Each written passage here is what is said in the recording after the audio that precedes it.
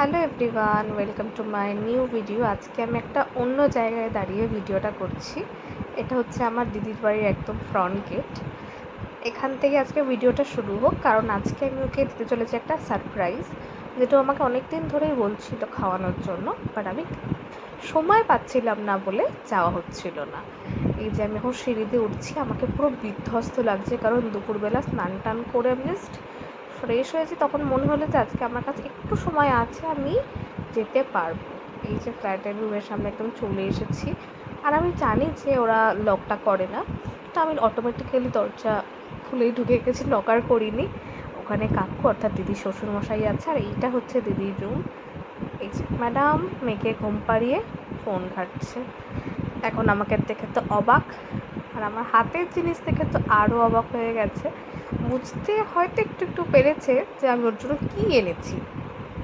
ও বেশ কিছুদিন আমাকে বলছিল যে ফ্রাইড রাইস চিলি চিকেন খেতে ইচ্ছা করছে, তো আজকে আমি ওর জন্য নিয়ে চলে এসেছিলাম ফ্রাইড রাইস আর চিলি চিকেন।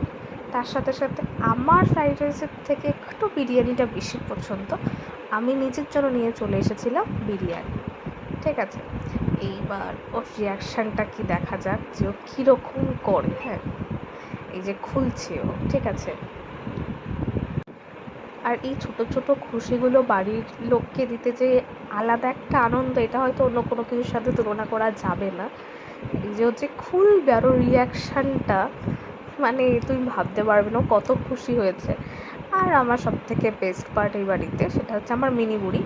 উনি এখন আমাদের বাড়িতে নেই, এখন উনি ওনার পাপার কাছে আছে। আর ওই যে দূরে দেখতে পাচ্ছি এই খেলনাটা, এই সফট টয়টা হচ্ছে সব থেকে ফেভারিট। এটার সাথেও কিন্তু প্রচুর কথা বলে। আর আমি তো খুলে খাওয়া দাওয়া শুরু করে দিয়েছিলাম। তার সাথে সাথে এই যে কাকু কাকু কিন্তু আমার এইসব খায় না, আর দিদি খুব এনজয় করে খেয়েছিও। যদি ভিডিওটা ভালো লাগে লাইক করতে কিন্তু কেউ ভুলো না।